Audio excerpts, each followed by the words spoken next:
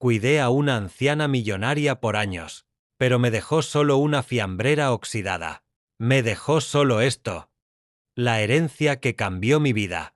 Cuidé a una mujer de 85 años durante 3 años, porque me prometió que me dejaría toda su herencia. La acompañé al médico, cociné para ella, limpié su casa y estuve a su lado hasta el último día de su vida. Pero cuando murió, descubrí que no me había dejado absolutamente nada. Ni dinero, ni casa, ni siquiera un recuerdo. Y justo cuando pensé que había sido el mayor idiota del mundo, su abogado apareció en mi puerta con una vieja fiambrera oxidada. Lo que encontré dentro cambió mi vida. Para siempre. Me llamo Daniel Ortega, y durante casi toda mi vida aprendí a sobrevivir solo. Mi madre me abandonó cuando apenas era un bebé y mi padre pasó más tiempo en prisión que conmigo. Crecí entre hogares de acogida, aprendiendo algo muy rápido. Las promesas nunca duran. Cuando cumplí 21 años me mudé a un pequeño pueblo buscando empezar de cero. Conseguí trabajos temporales, cargar cajas, reparar techos, limpiar jardines, cualquier cosa que pagara el alquiler. Fue allí donde conocí a Elena Robles. Tenía 85 años, una mirada capaz de atravesarte el alma y un carácter imposible de ignorar. La primera vez que me habló fue mientras yo arreglaba una cerca frente a su casa. «Oye muchacho», gritó desde el porche. «Estás haciendo eso horrible. Ven acá». Pensé que iba a quejarse, pero terminó ofreciéndome trabajo. Esa misma tarde me invitó a tomar té en su cocina. El té estaba horrible, pero ella hablaba como si me conociera de toda la vida. Entonces me dijo algo que cambiaría todo. «Me estoy muriendo, Daniel. Y no tengo a nadie. Si me ayudas hasta el final, todo lo que tengo será tuyo». Yo sabía que sonaba extraño, pero también sabía lo que era sentirse solo. Acepté. Y así empezó todo. Cada mañana iba a su casa.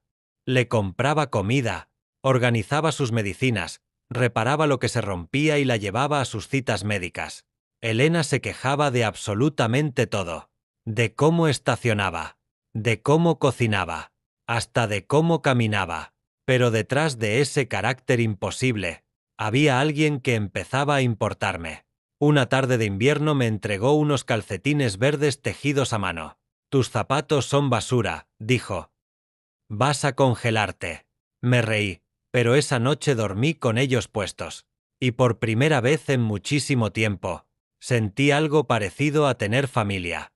Las noches se volvieron largas conversaciones en la cocina. Ella me contaba historias de su juventud, de su esposo fallecido, de los viajes que nunca hizo. Y poco a poco, yo también empecé a hablar. Le conté cosas que jamás le había contado a nadie. Mis miedos, mi infancia, la sensación constante de no pertenecer a ningún lugar. Y Elena simplemente escuchaba. Sin lástima, sin juzgarme. Solo escuchaba. Hasta que una mañana todo cambió. Entré a su casa y encontré la televisión encendida. Un viejo concurso sonaba de fondo. Su taza de té seguía caliente. Pero Elena ya no respiraba. Había muerto dormida en su sillón favorito. El funeral fue pequeño. Y el día de la lectura del testamento, yo estaba convencido de que ella cumpliría su palabra. Pero no fue así. La casa fue donada a una fundación. El dinero fue entregado a la iglesia local. Las joyas terminaron en manos de una sobrina que jamás la visitó. Y para mí, nada, absolutamente nada. Sentí que me habían arrancado el aire. No por el dinero, sino porque pensé que todo había sido mentira. Regresé a mi apartamento destruido. Dormí casi todo el día siguiente sintiéndome un completo idiota. Hasta que alguien llamó a la puerta. Era el abogado de Elena. Llevaba una vieja fiambrera metálica llena de golpes y óxido. «La señora Robles dejó instrucciones especiales para usted», dijo. Dentro había una llave antigua y un sobre con mi nombre escrito con su letra temblorosa. La carta decía: «Daniel, probablemente ahora estés furioso conmigo, pero si te hubiera dejado dinero, habrías vivido unos años cómodo y luego volverías a sentirte vacío. Yo quería darte algo diferente». Mis manos empezaron a temblar. Seguí leyendo. La llave abre el taller de mi difunto esposo. Nunca se lo mostré a nadie. El abogado me llevó hasta un viejo almacén detrás de su casa. Cuando abrimos la puerta, me quedé paralizado. El lugar estaba lleno de herramientas, muebles antiguos restaurados y decenas de obras hechas a mano. Pero eso no era lo más importante. Sobre una mesa había carpetas completas con documentos. El esposo de Elena había sido un artesano reconocido décadas atrás, y sus diseños exclusivos seguían teniendo muchísimo valor.